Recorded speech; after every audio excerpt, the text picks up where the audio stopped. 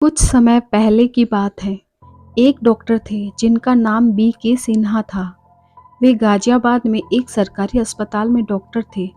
एक बार वह अस्पताल से घर आ रहे थे तो रास्ते में जोरों से बारिश होने लगी और बिजली भी चमकने लगी, लेकिन वह किसी तरह बच बचा कर घर पर आ गए। वह बहुत भीग गए थे। वह अंदर आकर बाथरूम में कपड़े बदलने गए थे कि अचानक जोर से कोई दरवाज़ा पीटने लगा। तब उनकी पत्नी ने दरवाज़ा खोला कि देखूं बाहर कौन आया है। उसने जैसे ही दरवाज़ा खोला तो बाहर 20 या 22 साल की लड़की खड़ी थी। वह जोर जोर से रो रही थी और बोली कि डॉक्टर साहब को बुलाओ, मेरे पिताजी की हालत बहुत ख़राब है, जल्दी से चलकर उन्हें देख लें, उनकी हालत बहुत गंभीर है। डॉक्टर की पत्नी ने बोला, बेटी बैठो, वह कपड़े बदलकर यहीं पर आ रहे हैं। लड़की ने बोला, मुझे बैठने का समय नहीं है, डॉक्टर साहब को जल्दी से बुलाओ। इतने में डॉक्टर साहब शर्ट की बटन बंद करते हुए बाहर आंगन में आ गए तो लड़की ने झट से पांव पकड़ लिए और बोली, डॉक्टर साहब आप मेरे पिताजी को बचा लीजिए वरना वह मर जाएंगे। मैंने बोला कि इतनी रात में मैं घर से बाहर नहीं निकलता। अब तो मानो लड़की सुन्न सी हो गई। तब मैंने बोला, ठीक है चलो चलता हूँ। लड़की ने झट से मेरा बैग उठा लिया। मैंने अपनी कार निकाली और लड़की को बैठने का इशारा किया।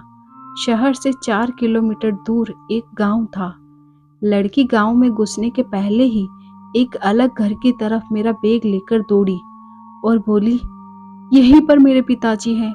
और मैं गाड़ी खड़ी करके अंदर आया तो देखा वहां एक घाट पर एक बुजुर्ग व्यक्ति लेटा हुआ था। उसके सिर के पास 2 औरतें खड़ी हुई थी। मैंने उस बुजुर्ग की कलाई की नस पकड़ी तो मुझे बर्फ जैसी ठंडी लग रही थी, मानो इस व्यक्ति के प्राण पखेरु कब के उड़ गए हो।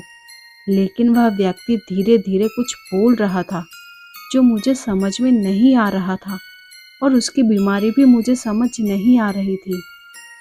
तो मैंने उसे एक दर्द का इंजेक्शन दे दिया और दर्द की दवा सुबह लेने को बोला। मैंने दवा का पर्चा जो 2 औरतें खड़ी हुई थी उनके हाथ में दे दिया। फिर वह लड़की मेरा बैग लाकर गाड़ी में रख दिया। मैं घर वापस आ गया। दूसरे दिन जब मैं अस्पताल जाने लगा तो सोचा मरीज को देखता चलूं, जिसका इलाज मैंने कल रात में किया था। जब मैं वहां पर पहुंचा तो देखा वहां कोई घर नहीं था। तब तो मैं चौंक गया।